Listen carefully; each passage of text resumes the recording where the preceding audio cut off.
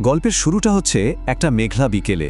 আর এই যে আবহাওয়াটা, এটা কিন্তু শুধু বাইরের আকাশের না, এটা আসলে অনিরুদ্ধ আর সায়রা সম্পর্কের ভেতরের আকাশের প্রতিচ্ছবি। কেমন একটা অনিশ্চিত অবস্থায় যেন আটকে আছে সবকিছু। ওরা বসে আছে একটা ক্যাফের জানালার পাশে। বাইরে না আছে ঝকঝকে রোদ, না আছে ঝুম বৃষ্টি। কেমন একটা থমথমে মেঘলা আকাশ। ঠিক যেন ওদের সম্পর্কটা, তাই না, একটা মাঝামাঝি জায়গায় এসে আটকে গেছে। আর টেবিলের উপর পড়ে আছে দুটো কফির কাপ। আস্তে আস্তে ঠান্ডা হয়ে যাচ্ছে, কেউ ছুঁয়েও দেখছে না। কিন্তু এই যে এত নীরবতা, এত দূরত্ব, এটা কি একদিনে তৈরি হয়েছে? একদমই না। এর পেছনে একটা লম্বা গল্প আছে। চলুন একটু পেছনে ফিরে দেখা যাক। ওদের সম্পর্কের শুরুটা কিন্তু বেশ সুন্দর ছিল।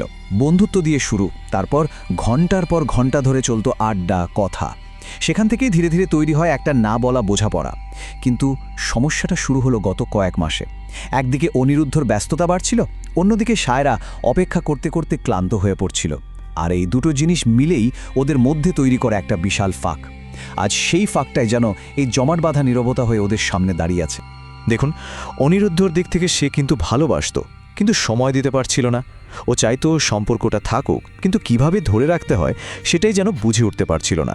আর সায়রার দিকটা, সে তো অপেক্ষা করতে করতে একদম ক্লান্ত।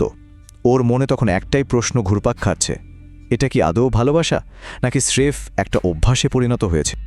সায়রা খুব শান্ত গলায় অনিরুদ্ধর দিকে তাকিয়ে জিজ্ঞেস করে, আমরা কি আসলে একসাথে আছি অনি? একবার ভেবে দেখুন, এই প্রশ্নটার মধ্যে কোনো রাগ নেই, কোনো অভিযোগ নেই, আছে শুধু একরাশ ক্লান্তি আর এক ধরনের মেনে নেবার ভঙ্গি। সায়রা বলে, যেখানে নিজেকে ছোট হতে হয় সেখানে আর থাকা যায় না। ব্যাস, এই একটা লাইনেই সব পরিষ্কার হয়ে যায়। এরপর যা হয় সেটা কোনো সিনেমার মতো নাটকীয় দৃশ্য না। কোনো চিৎকার নেই, তর্ক নেই, অভিযোগ নেই। যা হয় তা হলো একটা নীরব বিদায়। সায়রা উঠে দাঁড়ায় আর যাওয়ার আগে একটা খুব গভীর কথা বলে যায়। সে বলে, এটা শেষ না, এটা ভাঙন। শেষ তো অনেক আগেই হয়ে গেছে। এই বলে ও বৃষ্টির মধ্যে মিলিয়ে যায়। আর অনিরুদ্ধ, সে একা বসে থাকে, সামনে দুটো ঠান্ডা হয়ে যাওয়া কফির কাপ। গল্পের শেষে একা বসে থাকা অনিরুদ্ধর যে উপলব্ধিটা হয়, সেটাই আসলে পুরো গল্পের সারমর্ম। সে বুঝতে পারে যে সব ভাঙন শব্দ করে হয় না। কিছু ভাঙন ঠিক ওই মেঘলা বিকেলটার মতোই, নিঃশব্দে, কোনো অভিযোগ ছাড়াই এসে হাজির হয়।